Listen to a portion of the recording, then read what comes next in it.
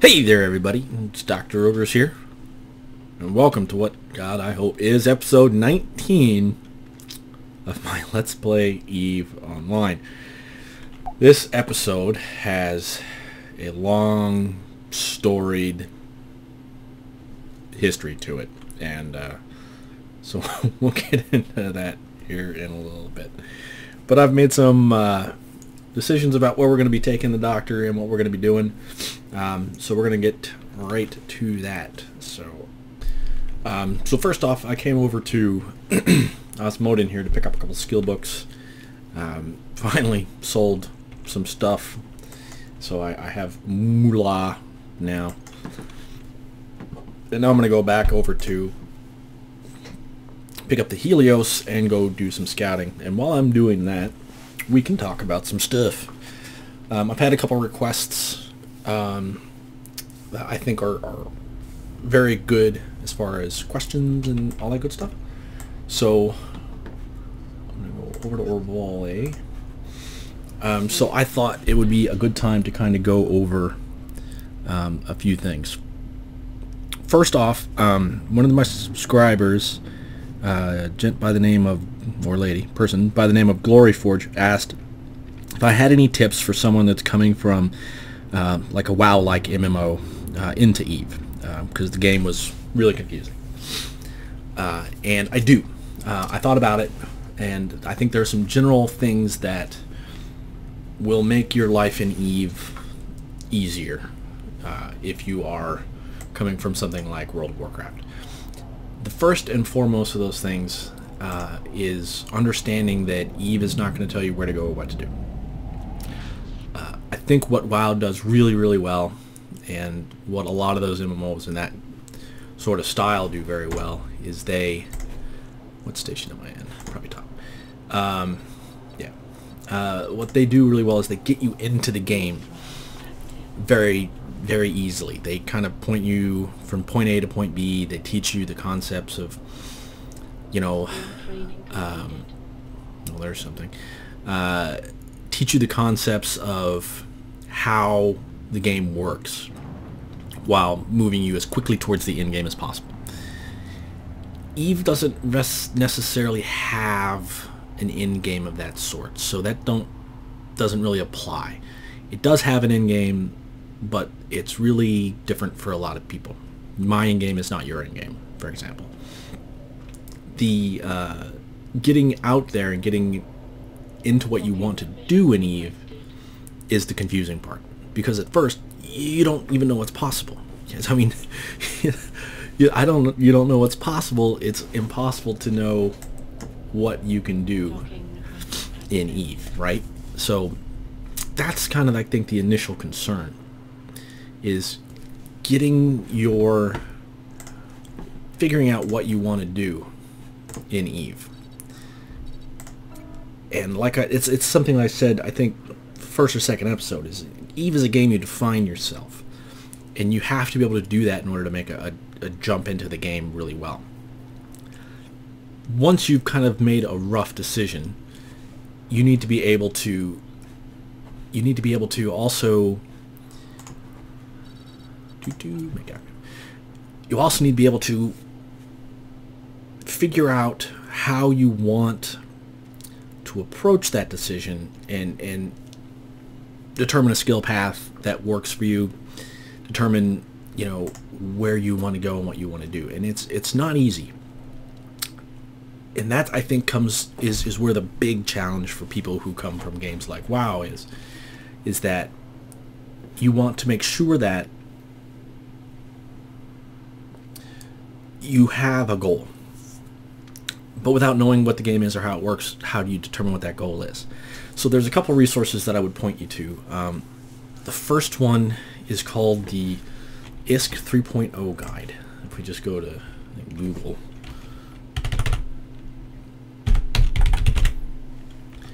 And this is considered like the EVE Online ISK.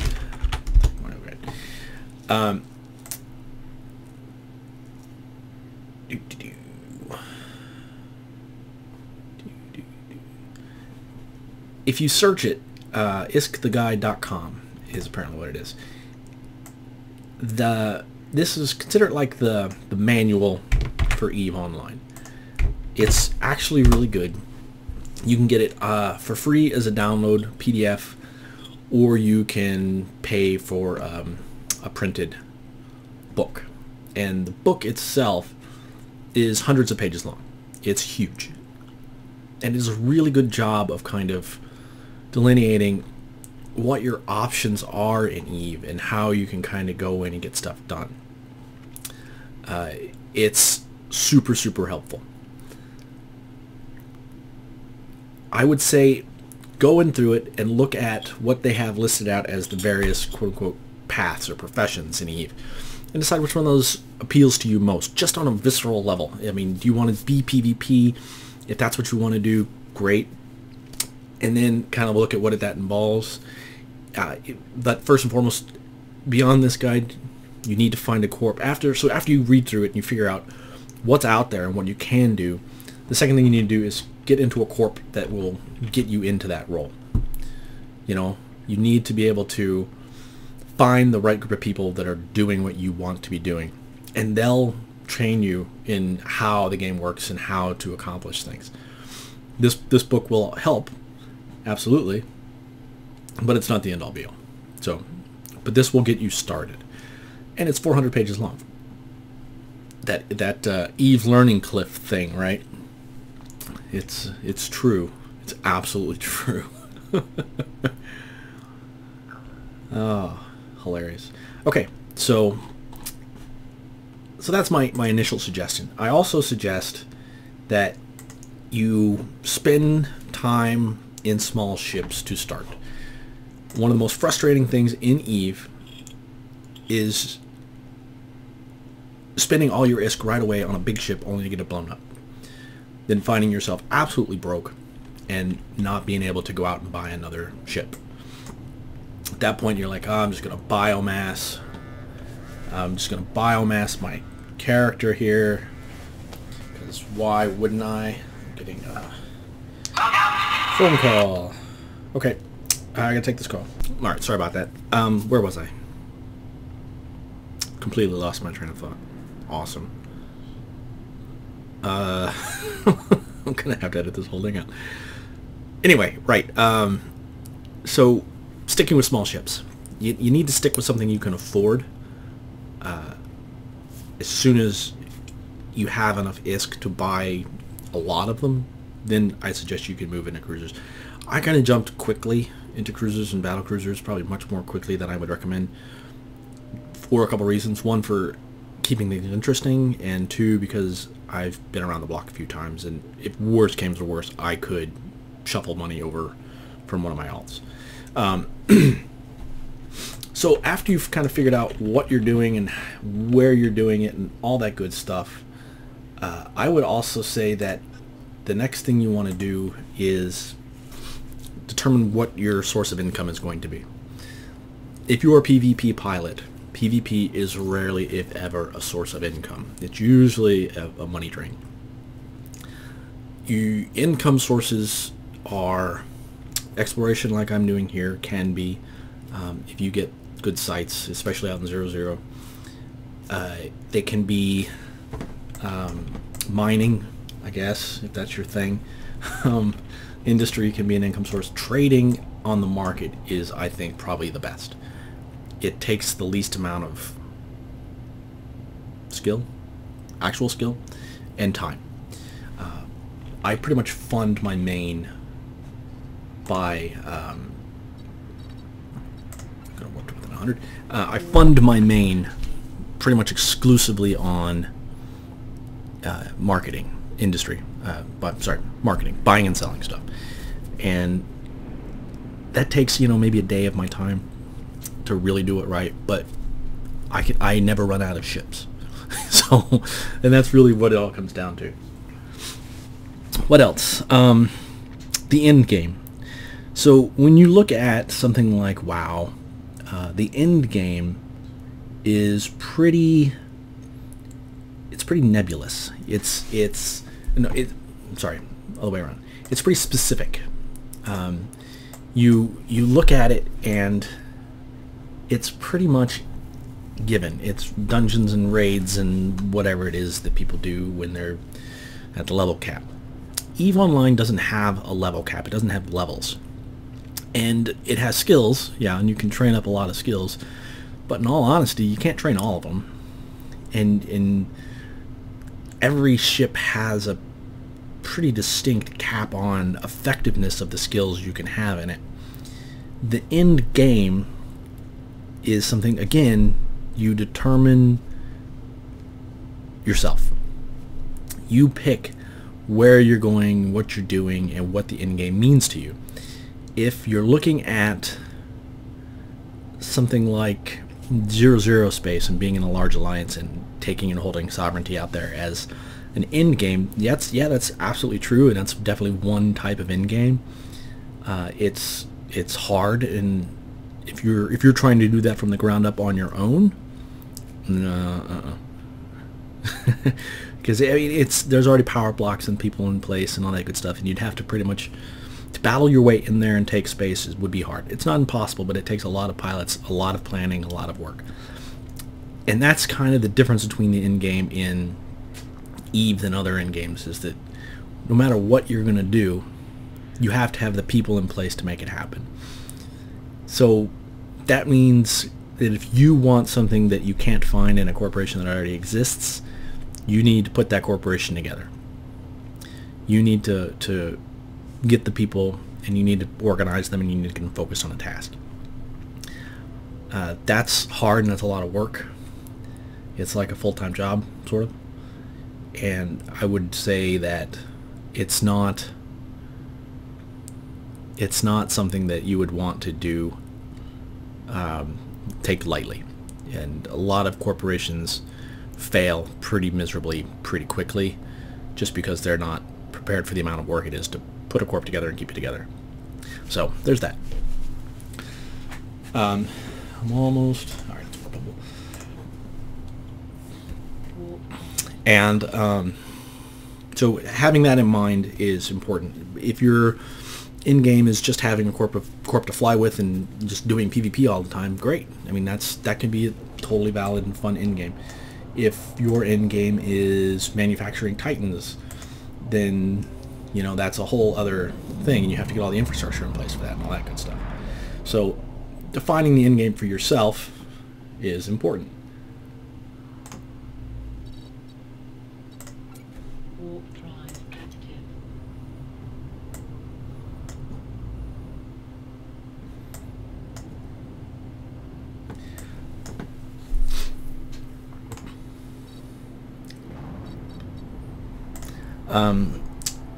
And getting that sort of figured out is half of the challenge. So but I can't tell you what your end game will be. You have to kind of figure out what it is on your own. As far as playing the game, it's not that much different. Think about this in terms of, if you play WoW, you might have a bunch of alts, and they might all be different characters, and they might be warrior or druid or whatever, rogue. I don't know what the options are. I'm sorry, I played WoW like once, like a billion years ago. It just didn't catch me. It's think of your ship as that character class. All right, so when I look at this ship is the character, so to speak. And I have a bunch of them. So I have my Myrmidon, I have the Helios here, I have some Vexers. Each of them is like a character. And they all have skills in terms of the modules that I put on them that allow them to do things. And it's the same thing as a character in another MMO where you would spec out your character to do specific things, whether that be healing, so that would be like a logistics ship, or if that's like this is a stealthy co-op ship, so it's hiding, sneaking up on people. You could think of like a stealth bombers, maybe a rogue who backstabs somebody. It's there's DPS roles, there's tanking roles, and it's all about the ship and the fit. It's also about your character and the skills you have in order to make that happen. But for the most part, it's about your ship, your fit.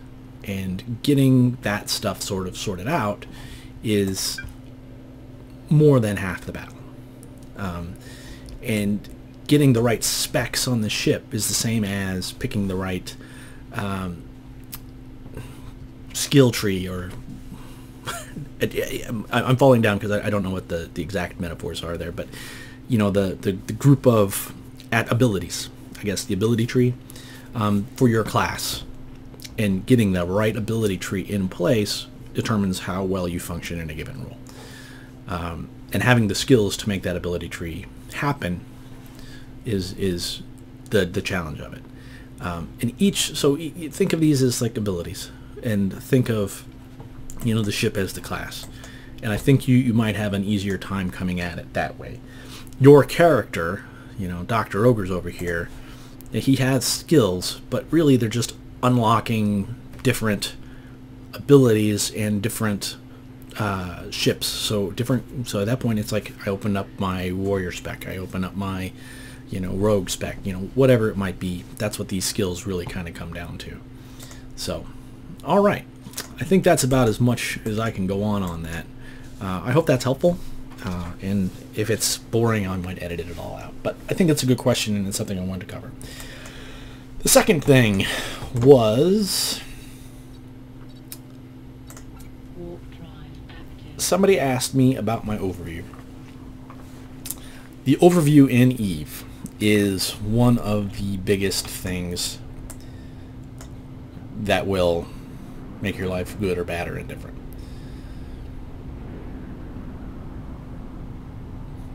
I gotta go somewhere where we can get some things on grid, and I'll show you the default overview, and then I'll kind of go over how I build up my overview settings based on it. All right, so number one, get moving, get moving, get moving. I warped to 0, so I got to get off of the warp in. Number one, you only want your overview to show the things that you want to look at any given time. You can create up to 5 tabs on your overview, and each of these tabs can have a different overview setting on them. So for example, this one I can just do default, and there's different default ones. There's drones, all, loot, mining, PvP, warp 2. And CCP kind of made these defaults, so they may or may not suit your needs. So this is the default PvP, so I just changed the label on this tab to PvP. Okay, and then this is mine, and I have it set up so that I can still see the rats at the same time as other enemy ships and things like that. So how do we change our overview settings?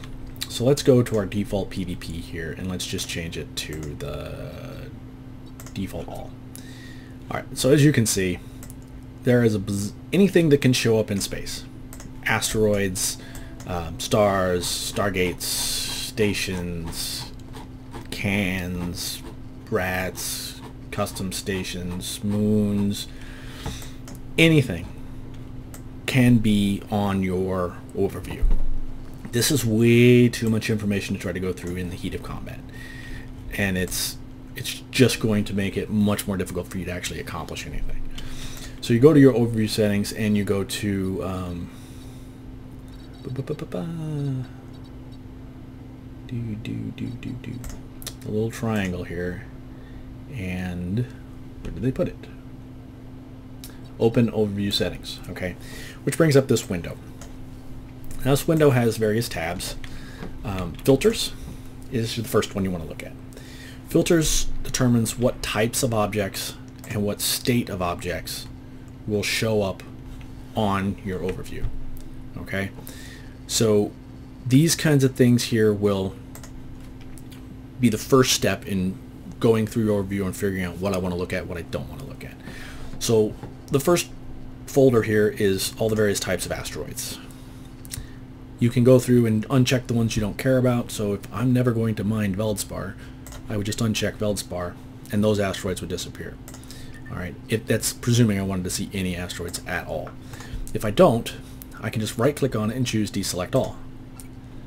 And that's going to get rid of all the asteroids on my overview over here. Okay.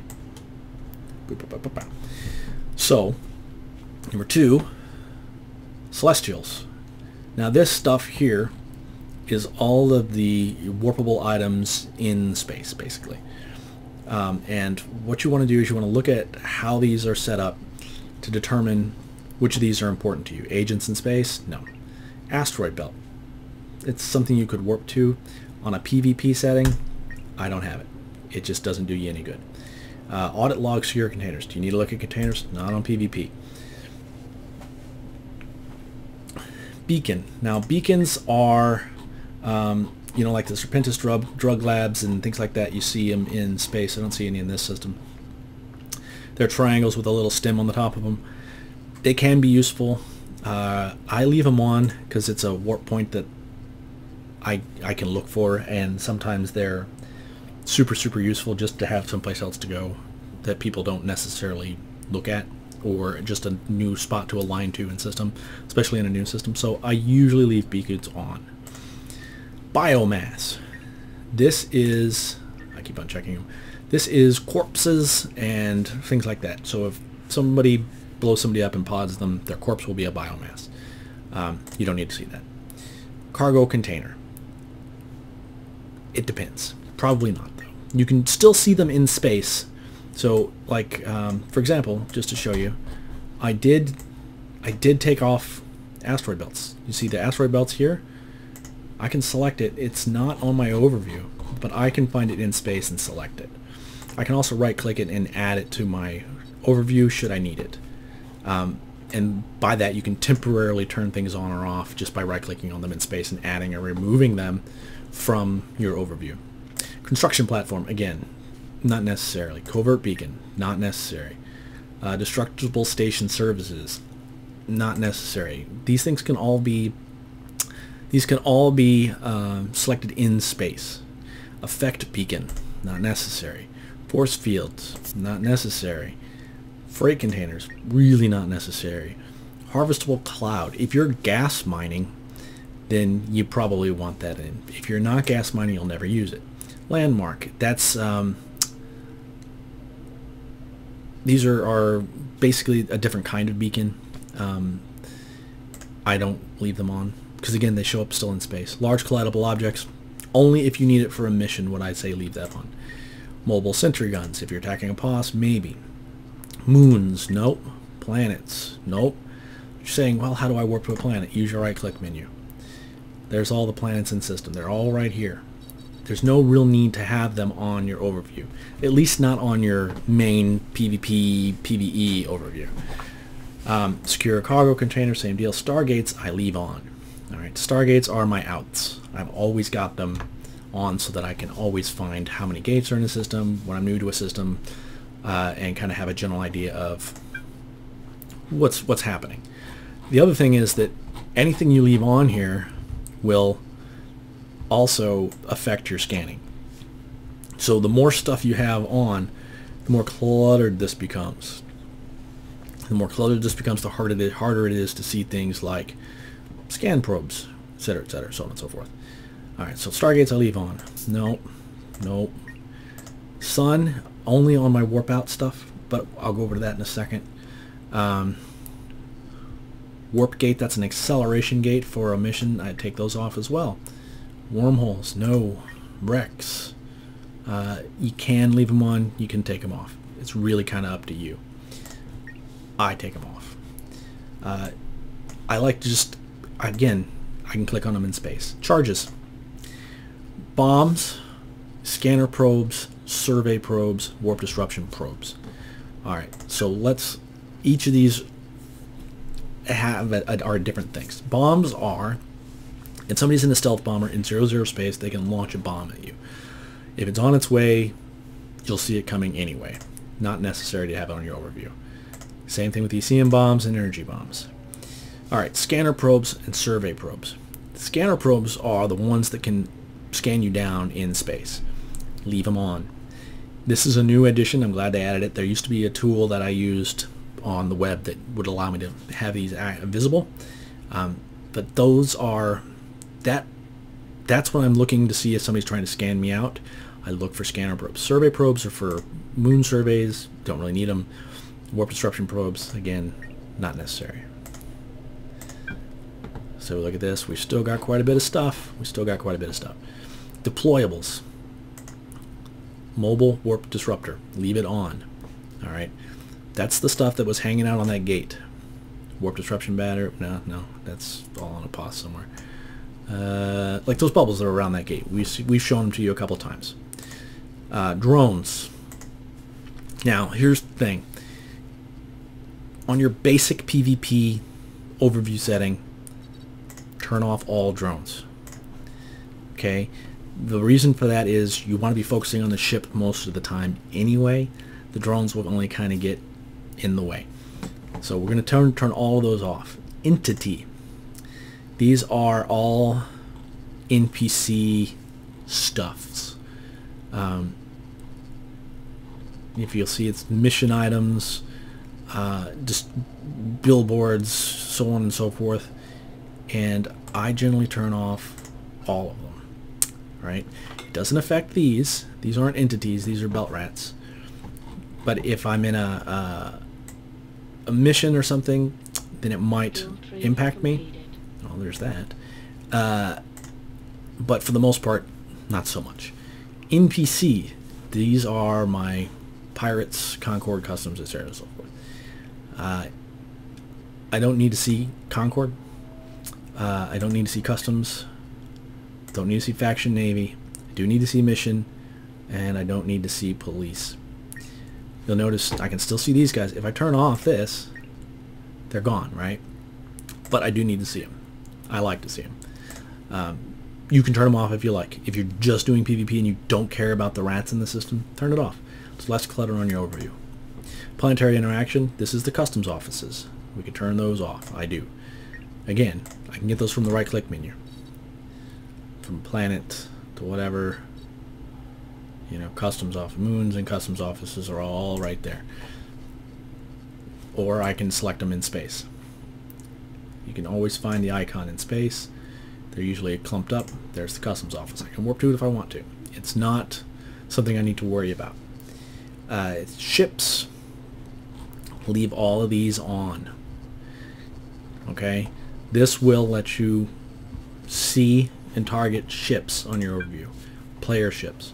Absolutely must have them on. Always, always, always, always. And we'll talk a little bit about how to set it up so that friendly ships don't show up. Sovereignty structures. Don't care, don't care, don't care.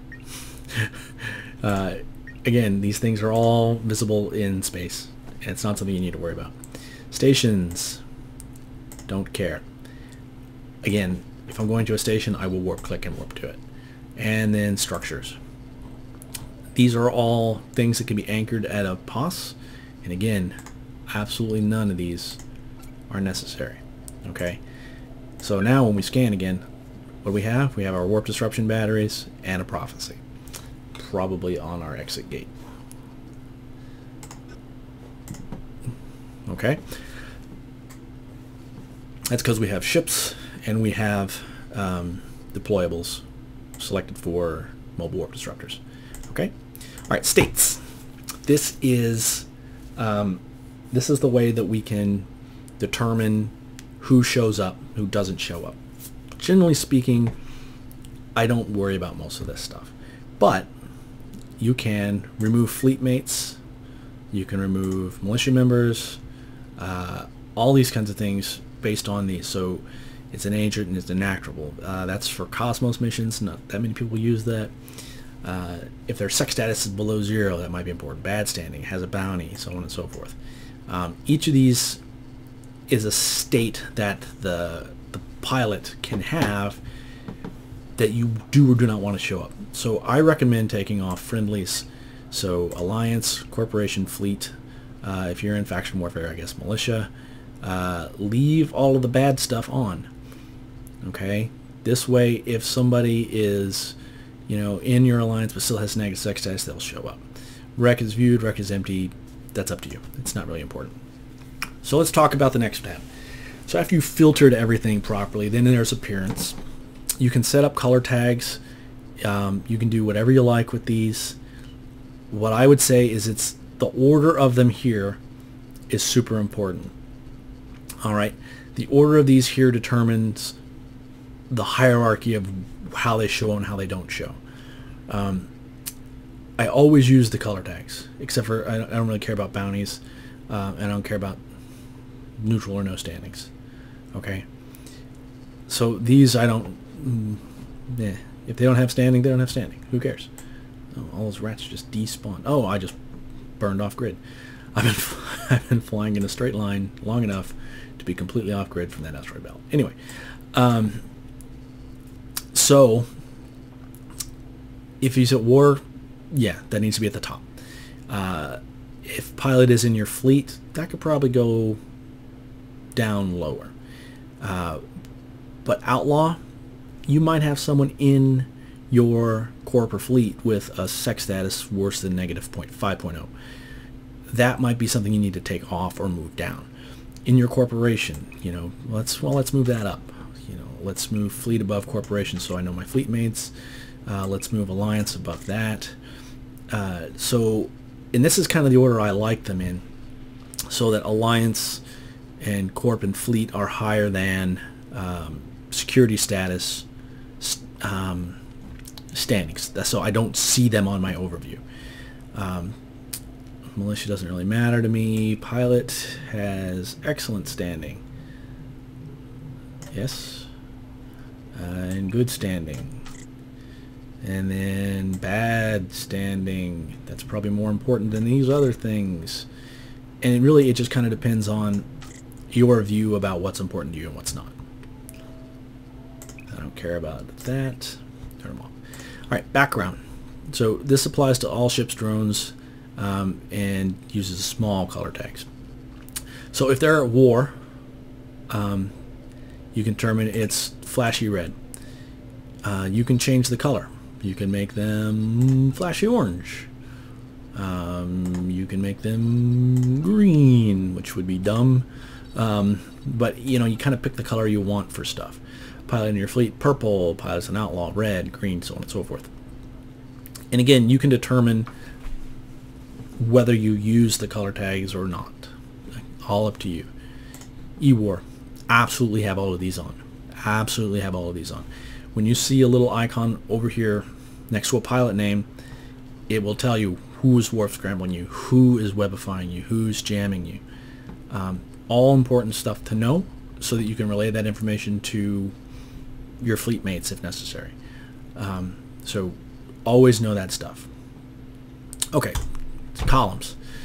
This stuff is a matter of preference. These are the columns I like. Icon, distance, name, type, velocity, and radial velocity. You can turn on all these things if you like. I don't find them terribly useful. Size, meh. I mean, it'll tell you how big something is, but it's really, for the most part, not necessary. These two pieces of information are important. That's the radial velocity will let you know whether or not your guns are capable of hitting something. Velocity will tell you how fast they're moving. So that's pretty easy, right? All right, so in order for that to function, you need to make sure that your overview is far enough out that you can see that stuff. Right. Clicking on this will sort it, but we'll talk about that in a second. Ships. This, when you see them in space, this will tell you, this will organize how the information shows up. So I have it all on just because I like to know what I'm dealing with in space. And mine's kind of set up on a custom basis to really show me as much stuff as I can see. You don't really need to mess with any of this stuff, to be honest. You know, so this is like the default stuff, but you can add or subtract or however you want. Okay, miscellaneous, move entries with broadcast to the top. I like that because it allows me, when I'm in a fleet, if I'm if I'm running logistics and I'm in a fleet and somebody broadcasts, they come to the top of my list. Overview tabs. This is just where your overview tabs are set up, and when you have your overview set up the way you like it, you save it, you can determine what shows up on there. And this is an important thing. If I'm in PvP, right, and I want to know whether I want my brackets shown or not, this is where my bracket profile comes into play. And so, like, for example, I can always say hide all brackets and show all brackets. And what if I hide all brackets, you notice that all the stuff in space disappeared. In a high lag situation, that can really help. If you don't have brackets surrounding everything in space and you're just targeting off the overview, your life will be much easier. But then again, if you don't have a warp out tab, life could be rough for you. So if we added a new tab, so warp out, for example. Alright, so now we have a new... Oh, what happened? Oh, that's what happened. Not saved. Oh well. So yeah, so now I'm going to go back and do it all again. Oh no, there we go. So warp out, for example, I will set this up to show just my current, planets and stars and that sort of thing. Places, celestials, things I can warp to when I'm in trouble, so that I can line out and get ready to be safe. Okay, so if we go to overview and we want to save the current type selection as base PvP, for example. Now, anytime we make adjustments to this, say, oh gosh, I need to look at, I want to add these. Boom. So now you'll notice it says overview not saved, and I can just come back and I go, oh, where's my base PvP? There it is. All right. So I can make this base PvP, just like that. So easy peasy. And that's kind of the general gist of the overview.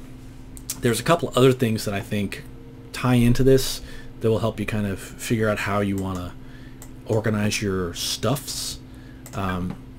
He's gone. Okay, so let me go 50. The other thing I would say is you're going to want a few tabs. First and foremost, you want just a basic tab that you do all your stuff on. Then you're going to want a tab that has your PvP items on it. If you run missions or whatever, you might want a PvE tab. But I would suggest also a separate tab just for drones and then one just for warp out places.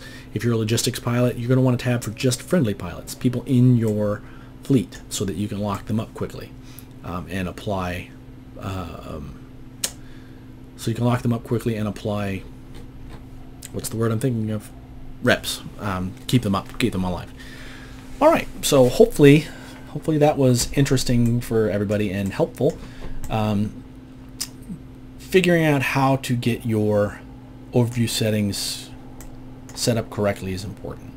All right, and that's just kind of a rough run through, a quick run through. But most corps have or can give you their overview settings. I know my corp, we have standard set of overviews, and we all use the exact same one. That way I know everybody's looking at the same thing. Very helpful. Very, very helpful. Okay, so I'm going to continue on with what I was doing prior, and I think we'll talk a little bit about that. I'm just going to slow boat it on into this gate. I'm going to go out, I'm going to scout some of the systems in this pocket here in Syndicate and really get an idea of a system that I can call home back here. Something with an NPC station that doesn't seem to be too camped, that kind of thing. And I'm going to start getting some ships inside Syndicate. I know we had said that earlier and I had a hard time getting stuff in, but I think it'll be easier to come in from Orval because that gate, it's not bubbled up all over the top of it. There are people near the gate all the time, but I think I can get through that anyway. We're going to try it anyway. So that's kind of the goal for today. I also want to talk a little bit about some broad-term goals. But first I wanted to share the epic tale of episode 19 with everybody. So, as we're slowly approaching this gate. Episode 19. I started recording episode 19 about 3 weeks ago, right after I hit 500 subscribers. I said, that's awesome, what a great number. I want to celebrate this with something awesome. So I thought to myself, well, I know what would be great. Something I haven't done on this channel and probably never will. I put together a PvP op with my main and my main's corporation. And I was going to, I knew it would take me a little extra work to edit it out and keep everything secret. But I thought to myself, what the heck, let's do it. So I put together like a 25-man fleet. We had mostly battlecruisers, some logistics, some E-War. And I put that all together. Hold on a second, let me just verify there's a gate camp on the other side of this, which I expect there to be.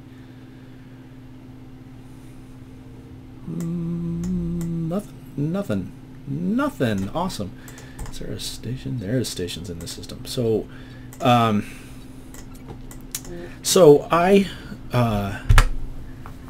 put together this op with my corp, and we got together and we started our roam. 20-man fleet, mostly battlecruisers, like I said. Some, with support and tackle. And we roamed for hours, a long time. And I'm recording the whole thing, thinking any second now we're going to get scouted out, and we have war targets. And what we like to do is we like to war deck corporations that are much bigger than us, because generally speaking, that guarantees we can get a fight going. And a lot of the times we actually arrange those war decks amongst, to be mutual. Just say, hey, see, you guys are here, we're here. We would love to be able to get, just checking the market real quick because it was available. Because if I can buy some ships out here. I'm flush with cash right now because some of that's, like I said, some of my stuff sold. Anyway, if nope, nothing here. So that we can get fights. Anyway, so we're out and we're roaming, and I'm pretty excited about it, and I'm trying to find a target for us. So I've got my scouts out and they're looking, and they're finding out one or here, one there, and of course by the time we get there with the main fleet, it's like they're gone. they're smaller, faster, lighter. And after hours and hours and hours of roaming, the war targets finally put together a fleet of their own in response. And like I said, we're 20 people. They clearly scouted us. We're battlecruisers and some logistics. So what do they field? Oh, well, okay, so it's a 60-man fleet with, primarily battleships and, like 6 Guardians and like 4 Falcons. And it was just like a ridiculous response. So I was like, well, as much as I would like a fight, I'm not going to suicide our entire fleet into that just for recording this for YouTube. So so we basically just said, fine, whatever. They clearly don't want to actually fight, because if they did, they wouldn't either. They would have split it up so we didn't know they were coming, which is what I would have done. I mean, if they would have sent out a smaller group and then had a secondary or tertiary group kind of going around and doing to come around from behind us. Mind you, I had scouts that way too, but they could have slipped by him. It wouldn't have been impossible, especially if they have scouts, which they should. But they could have lured us in with a, 15, 20 battleship gang. I would have taken that on our battlecruisers, and then just like brought the hammer down and just nuked us. But instead, they just roll together in this one big group. It was 60 people, and I was like, please, come on. Double our numbers and heavier guns? No, not going in for that. So that was the first attempt at this. All right, this guy's in here. I'm going to undock and see if I get shot immediately. So that was my first attempt at it, and it turned out to not be so great.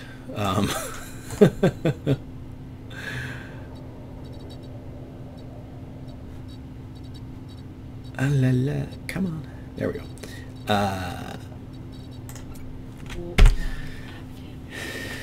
And yeah, so that didn't work out. So I pretty much just immediately deleted all of that recording when I was done, because there's really no point in it. And at that point in time, I said, okay, fine, we'll just do another episode, like we always do. So I went out and I did a roam, but I was dead tired. Work was just beating me senseless, dude, like a pulp. And so I said to myself, well, I was editing it, and I went back and I'm watching the video, and I'm just like, I'm not, you know, I sound like, alright, and then we're gonna go shoot some rats in this place, blah. And I'm like, oh man, that put me to sleep. So I decided not to upload that and just record a whole new one, which is this. So hopefully this works out. Okay, so like I said though, I've also got a couple other things that I'm working on. I want to look in Syndicate here to find oh,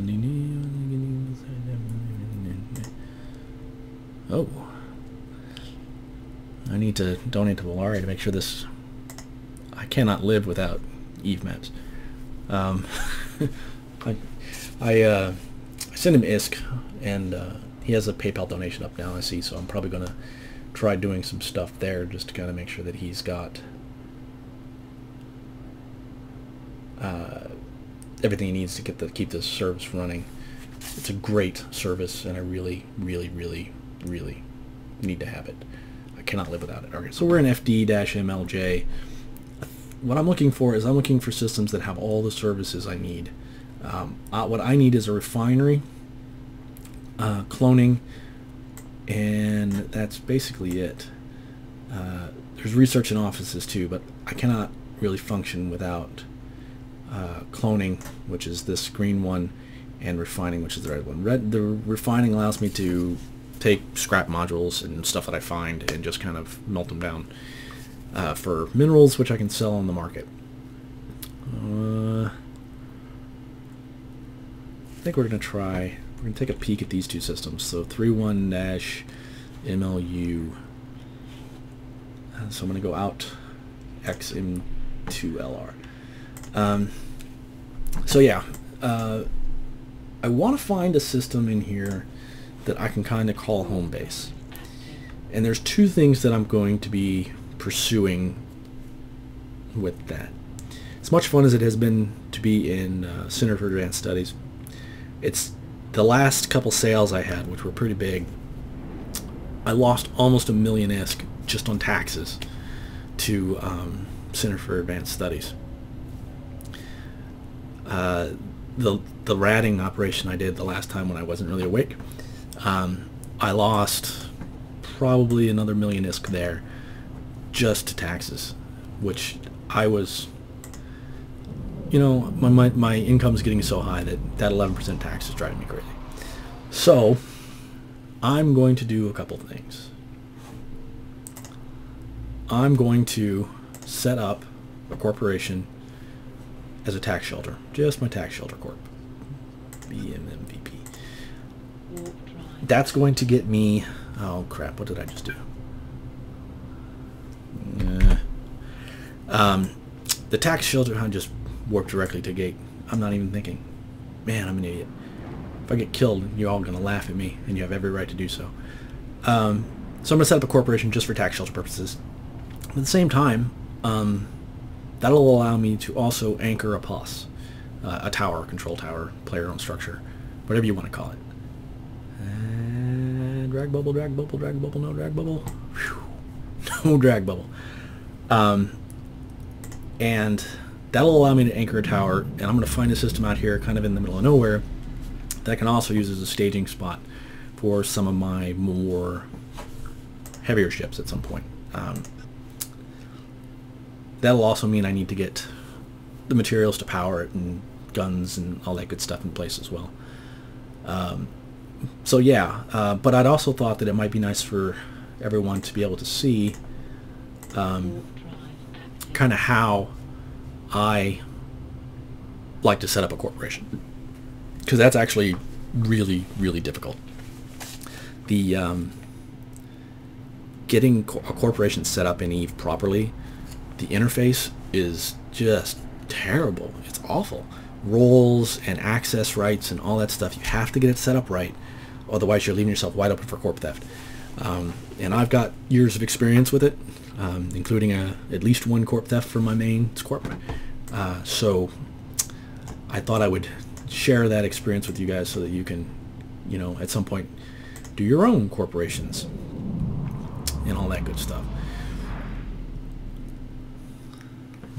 7 in local. Gates. This route was pretty clear. Thucker Mix Factory. I like Thucker Mix. I just like saying Thucker. So yeah, so I'm going to start up my own corporation. And to that end, I've also thought that would be cool if you guys want to name the corporation, leave a comment on this video with your idea for the corporation name, and the one that gets the most upvotes will be the one that I go with, presuming that it's available, but you can always add a dot or a period or something to the beginning or end of something. I wonder if this has the cloning service. Well, we're just going to dock up real quick. So yeah, and then going to look to get at least a small control tower, which isn't that expensive, and get, yep, cloning services and everything. Perfect. Get the tower up and all that good stuff. So that's my thoughts. Okay, so I'm going to maybe kind of get started setting some stuff up here. I like this station. I don't think we've been in a Minmatar station up to this point. I don't think it's a kick out. Let me just double check.